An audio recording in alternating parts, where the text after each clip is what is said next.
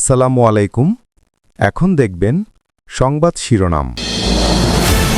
খুলনায় আদালতের সামনে গুলিতে 2 জন নিহত, অস্ত্র মামলায় হাজিরা দিয়ে ফিরছিলেন তারা। দেখলাম যে 2-3 জন লোক 2-3টা ফায়ার করলো আর ওই দিক চলে গেল মোটরসাইকেলে। গুলির আওয়াজ শুনে এখানে এসে দেখি যে দৌড় মেরে ওইখানে পড়ে গেছে আইল্যান্ডের পর। কুড়িগ্রামে জমি নিয়ে বিরোধের জেরে সংঘর্ষে নিহত 3। খালেদাদের রোগ মুক্তি কামনায় মসজিদ মন্দির গির্জায় দোয়া প্রার্থনা। সুস্থ হয়ে আবারও দেশ সেবায় ফিরবেন এমনটাই প্রত্যাশা বগুড়াবাসীর। সবাই আমাদের ম্যাডামের বেগম খালেদা জিয়ার জন্য আপনারা দোয়া করবেন। জীবন মৃত্যুর সন্ধিক্ষণে উনি অবস্থান করতেছেন, সেজন্য আমরা আজকে এই খতমে কোরআনের মাহফিলের আয়োজন করেছি। আমাদের আপসহীন নেত্রী বেগম খালেদা জিয়ার জন্য সবাই সম্মিলিতভাবে দোয়া করবেন। খুলনায় আদালতের প্রধান ফটকের সামনে 2 জনকে গুলি করে ও কুপিয়ে হত্যা করেছে দুর্বৃত্তরা। দুপুর 12:15টার দিকে এই ঘটনা ঘটে। নিহত 2 জন হলেন খুলনা নগরের নতুন বাজার এলাকার হাসিব হাওলাদার ও বাগমারা এলাকার ফজলে রাব্বি রাজন। তারা একটি অস্ত্র মামলায় হাজিরা দিতে আদালতে এসেছিলেন। মামলার হাজিরা দিতে আদালত ফটকের সামনে মোটরসাইকেল রেখে চা খেতে দাঁড়িয়েছিলেন হাসিব ও রাজন। এ সময় 4 থেকে 5 জন দুর্বৃত্ত তাদের লক্ষ্য করে গুলি ছোড়ে। গুলিবিদ্ধ হয়ে মাটিতে লুটিয়ে পড়েন হাসিব রাজন। এরপর মৃত্যু নিশ্চিত করতে চাপাতি দিয়ে এলোপাতাড়ি কুপিয়ে পালিয়ে যায় দুর্বৃত্তরা। আশঙ্কাজনক অবস্থায় 2 জনকে খুলনা মেডিকেলে নেওয়া হলে চিকিৎসকরা মৃত ঘোষণা করেন। প্রথম দেখলাম যে গুলির আওয়াজ, তারপরে ওই যে চাপাতি ওই দিক কোপ দিয়েছে দিয়ে ওরা মোটরসাইকেলে চলে গেছে। পাবলিক কেউ এর ভিতরে আগুচ্ছে না। তারপর যখন সবাই সামনে আগুইছে সেই সময় আমরা আগুইছি। সঙ্গে সঙ্গে এমনি আমরা এখানে কিছু লোকজন মিলে আমরা হসপিটালে নিয়ে যাই। পুলিশ বলছে নিহত 2 জন খুলনার একটি সশস্ত্র সন্ত্রাসী গ্রুপের সদস্য। গত 28 মার্চ রাতে 4টি অস্ত্রসহ 10 জনকে গ্রেফতার করে সোনাডাঙ্গা থানা পুলিশ। এই 10 জনের মধ্যে 2 জন হাসিব ও রাজন। সম্প্রতি উচ্চ আদালত থেকে জামিন নিয়ে নিম্ন আদালতে হাজিরা দিতে এসেছিলেন তারা। হাসিবের বিরুদ্ধে 4টি ও রাজনের বিরুদ্ধে 6টি হত্যা ও অস্ত্র মামলা রয়েছে। দুজনই হচ্ছে খুলনার একটা শীর্ষ সন্ত্রাসী গ্রুপের সদস্য। তাদের দুজনের বিরুদ্ধে 6টা করে মামলা রয়েছে এবং তারা কিছুদিন আগে জামিনে বের হয়েছে এবং এই যে সন্ত্রাসী কর্মকাণ্ড সাথে তারা জড়িত, তাদেরই প্রতিদ্বন্দ্বীরা এরকম ঘটনা ঘটিয়েছে বলে আমরা ধারণা করতে পারি। এই হত্যাকাণ্ডের সাথে জড়িতদের শনাক্ত করে আইনের আওতায় নেয়ার কাজ চলছে বলে জানিয়েছে পুলিশ।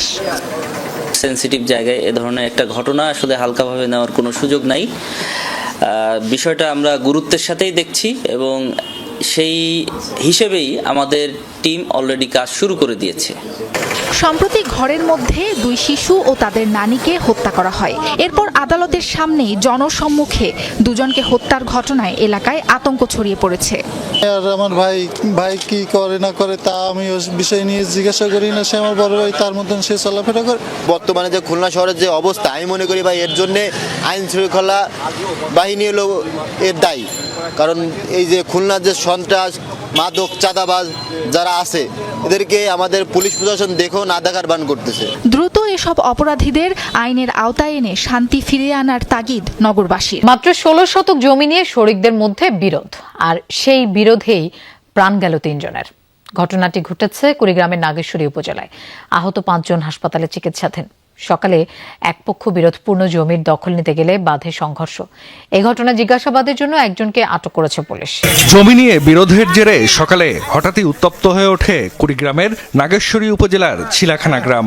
দেশীয় অস্ত্র নিয়ে সংঘর্ষে জড়ায় দুপক্ষের লোকজন।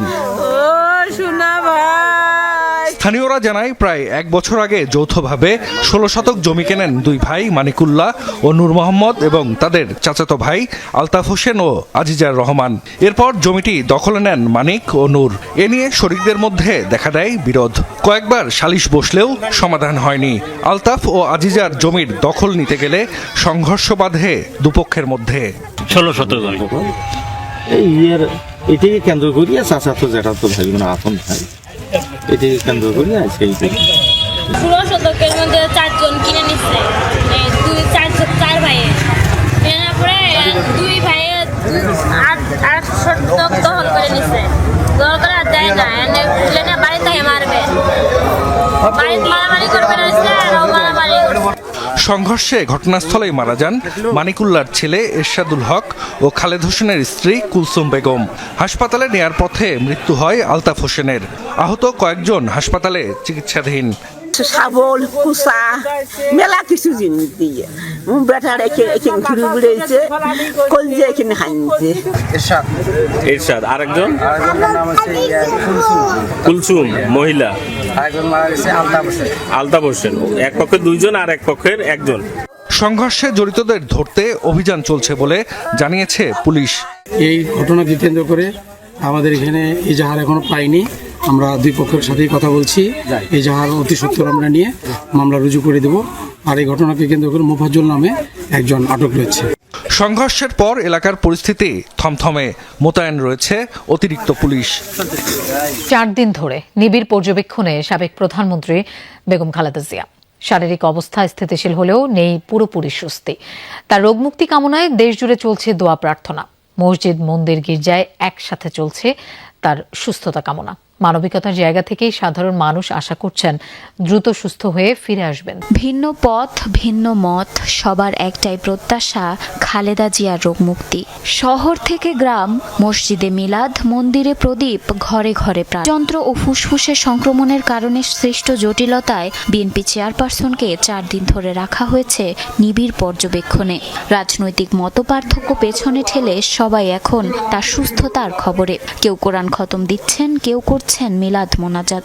অপরদিকে সনাতন সম্প্রদায়ের পূজাস্থলে ঘণ্টার ধ্বনি, প্রদীপ জ্বালিয়ে চলছে অসুস্থ খালেদা জিয়ার দ্রুত আর নেত্রী বেগম খালেদা জিয়া এভার কেয়ার হাসপাতালে ভর্তি রয়েছেন। তার আশু রোগ মুক্তি কামনার জন্য আমরা আজ বিশেষ প্রার্থনার আয়োজন করেছি।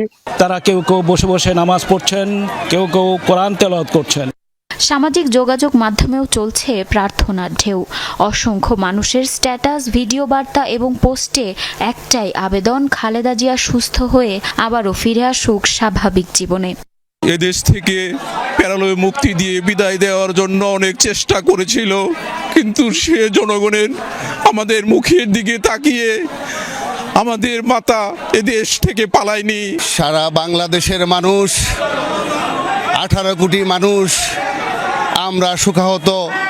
খালেদা জিয়া রোগ মুক্তিতে তার পৈতৃক নিবাস ফেনীর ফুলগাজীর আনন্দপুর ইউনিয়নের হাসানপুর ঈদগাহ ময়দানে খতমে শিফা অনুষ্ঠিত হয়। এ সময় কোরআন খতম করেন এলাকার আলেমরা। পরবর্তীতে মোনাজাত করেন তারা। ফেনীর মেয়ে খালেদা, গর্বমতের আলাদা। এই নিয়ে যেন এবং খালেদা জিকে নিয়ে আমরা বেঁচে থাকতে পারি। আমাদের বিশ্বাস আল্লাহর রহমতে উনি আবার আমাদের মধ্যে ফিরে আসবেন। দোয়া হয়েছে তার নিজ জেলা দিনাজপুরেও। জেল রোড দলীয় কার্যালয়ে দোয়া মাহফিলে নেতাকর্মীরা নেত্রীর রোগ মুক্তি কামনা করেন। নামের জন্য যে ব্যথিত, এটা ভাষায় প্রকাশ করতে পারবো না।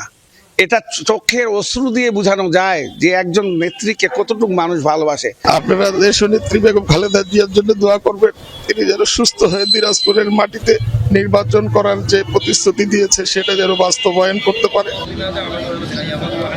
খালেদা জিয়ার সুস্থতা কামনায় কুমিল্লায় কোরআন তেলাওয়াত ও দোয়া মাহফিল হয়েছে। সকাল থেকে লাঙ্গলকোট ও লালমাই উপজেলায় বিভিন্ন স্থানে চলে এ